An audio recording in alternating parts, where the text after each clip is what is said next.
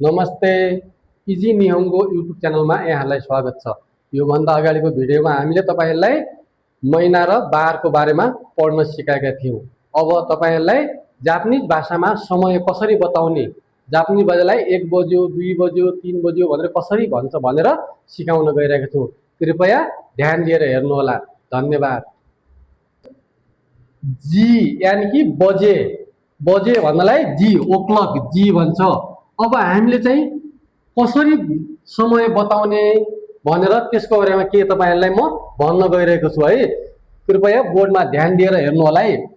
इचिजी, इचिजी, इचिजी, इचिजी भनेको 1 बजे। निजी, निजी भनेको 2 बजे। सान्जी, सान्जी भनेको 3 बजे। योजी, योजी भनेको 4 बजे।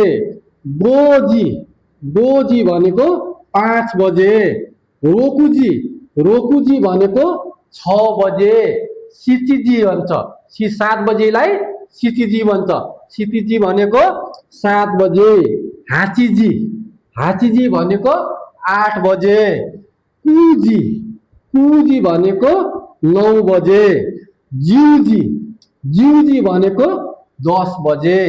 ज्यू इची जी भन्छ। ज्यू इची भनेको 11, जी भनेको बजे। त्यो भएर ज्यू इची जी भनेको 11 बजे। ज्यू नि जी, ज्यू नि जी भनेको 12 बजे। अब हेर्नु, ध्यान दिएर हेर्नु होला है। यहाँनिर यदि हामीलाई 1 to 12 सम्म आउँछ भने त्यो समय बताउन गाह्रो छैन के। अब मैले तपाईहरुलाई 1 to पढाउँदा भनेको थिए 4 बजेलाई योजी भन्छ। यो चाहिँ हामीले पढेका थियौं नि, 4 लाई यौन यो सी भनेको थियो नि। हो, समय बताउँदा 4 बज्यो भन्नको लागि योजी भन्दो रहेछ भने 7 बज्यो भन्नको लागि सिचिजी प्रयोग गरिदो रहेछ। त्यस्तै 9 बज्यो भन्नको लागि कुजी। अनि बाँकी तपाईहरुलाई 1 देखि 12 सम्म 1 to यदि आउँछ भने त्यसको पछाडी जी थप्दाखेरि समय घण्टा बताउन हामी सक्छौं। अब तपाईहरुलाई भनौं 4 बज्यो 5 बज्यो भन्ने कसरी भन्छ, यहाँ इक्जाम्पल दिन्छु है, हेर्नु होला है। अब चाहिँ अहिले कति बज्यो भने, अब पहिला एउटा कुरा यहाँ सिकाउँछु। कति बज्यो भन्नलाई के भन्छ त, नान जी, नान जी भनेको चाहिँ कति बज्यो, कति बज्यो। अब है, अब यहाँ अहिले भनेको छ, अहिले कति बज्यो, अहिलेलाई के भन्छ त, इमा, इमा नान्जी दिस्का, अहिले कति बजेको हो त, कति बज्यो। अब एन्सर दिन हामीलाई आउँछ, किन 4 बजेको छ रे। 4 बजेलाई के भन्दो रहेछ त, योजी। अब के भन्ने भयो त, योजी 20, 4 बज्यो भन्ने है। अब के रे, क्यू के भन्छ, ब्रेक है। क्यू के वा नान्जी कारा नान्जी माथि दिस्का भन्ला। अब 4 बजेदेखि अथवा 5 बजेसम्म छ, अथवा 12 बजेदेखि 1 बजेसम्म छ भने 12 बजेलाई के भन्दो रहेछ त, ज्यू, ज्यू इची जी भन्छ है। 12 बजे यु इची जी, कारा भनेको बाट, अनि इची जी मादे 20 के भयो त, 12 बजेदेखि 1 बजेसम्म हो भन्नलाई यसरी भन्ने भयो। अथवा यसलाई हामी लेख्दाखेरि मजाले यसरी 12 ज्युनी जी कारा इचिजी मादे 20 भन्न सक्छु। तर बोल्दाखेरि यसलाई 12 बजेलाई के भन्छ त, ज्युनी जी है। अब यसरी हामीले चाहिँ यो मजाले ध्यान दिएर पढ्ने हो भने यो गाह्रो छैन, तपाईहरुले सजिलैसँग यसलाई चाहिँ याद गर्न सक्नुहुनेछ। धन्यवाद। आज हामी मिनेटको बारेमा पढ्न गइरहेका छौं है। जापानिज भाषामा मिनेटलाई के भन्छ त, फुन अथवा फुन। अब तपाईहरुलाई कन्फ्युज हुन सक्छ, फुन पनि भनेको छ, फुन भनेको छ, किन चिन्ता गर्नुहुन्छ, म छु नि त्यो सहयोग गर्न सिकाउन तपाईलाई। हेर्नुहोस्, ध्यान यता दिनुहोस् है। अब सुरुमा भन्छु फुन कहाँ प्रयोग गर्ने र फुन कहाँ प्रयोग गर्ने है। यहाँ हेर्नु त मैले लेखेको छु 2, 5, 7 र 9 का पछाडि जहिले पनि फुल लाग्छ। के याद गर्नुपर्छ तपाईले, 2 5 7 र 9 का पछाडि फुल लाग्छ। बाँकी सबैको अगाडि चाहिँ के लाग्दो रहेछ त, पूर्ण लाग्छ। यो ध्यान याद गर्नु होला है। के याद गर्ने, 2 5 7 र 9 छ भने त्यसका पछाडि चाहिँ जहिले पनि फुल लाग्छ भने त्योभन्दा बाहेकका जति पनि छन् सबैको अगाडि चाहिँ के लाग्दो रहेछ, पूर्ण लाग्छ। अब कसरी त यहाँ हेर्नु है, अब हेर्नु है, 1 मिनेटलाई के भन्दो रहेछ भने इपोन। अब 1 लाई त इची भन्छ, तर ची आएको छ, कु आएको छ, यिनीहरू आएको छ भने त्यसको सट्टामा त्यो चीको सट्टामा चु भइदिन्छ के। हेर्नु है, अब 1 मिनेटलाई के भन्छ त, इपुन भन्छ। इपुन भनेको 1 मिनेट। निफुन हेर्नु त, 2 5 7 9 हो नि त। अब 2 आउनु बित्तिकै नि फुन 2 मिनेट। सानपुन 3 मिनेट। यौनपुन 4 मिनेट। फेरि 5 मा चाहिँ गो फुन भनेको 5 मिनेट। रोपुन 6 मा 6 लाई के भन्दो रहेछ, 6 मिनेटलाई रोपुन है। 7 लाई के हो, नाना फुन। फेरि 7 लाई नाना फुन।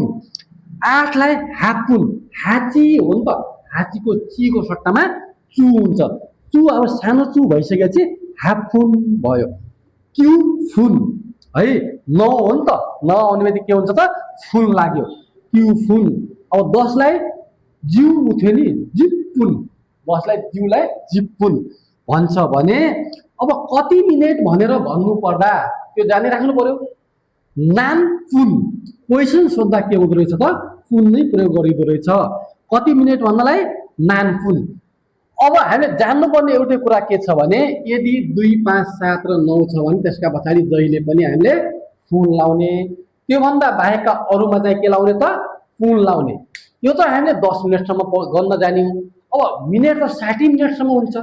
त्योभन्दा अगाडि कसरी गर्ने भन्ने तपाईलाई चाहिँ जिज्ञासा होला। चिन्ता नगर्नुहोस्, त्यो पनि म समाधान गर्छु। 1 देखि 10 सम्म मिनेट गर्न त हामीले जान्यौँ। अब 10 भन्दा अगाडि कसरी गर्ने भन्नेलाई अब हेर्नुहोस् है, म तपाईहरुलाई सिकाउँछु।